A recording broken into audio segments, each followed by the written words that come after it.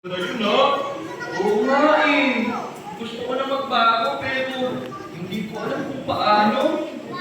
Alam mo, Prosper, may magandang balita ako. Alam mo bang tutulungan tayo ni Jesus magbago? Talaga? Paano naman?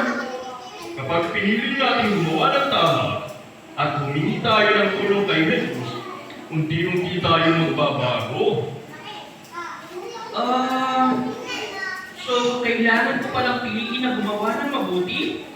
Tama! Halimbawa, makinig sa magulang, maging mabait sa kaibigan, at magsabi ng totoo.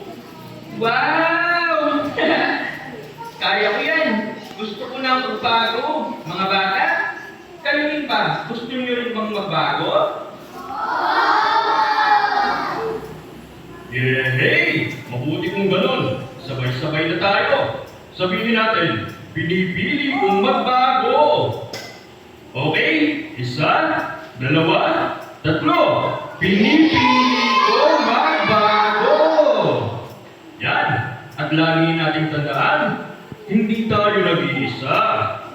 Kasama natin si Jesus na mabuti sa mabuting pagbabago. Kaya ready na ba kayo para sa panibagong araw ng kasiyahan? Okay, tara na! Sama-sama tayong matuto at magsaya. Welcome sa Vacation Bible School! Let's go!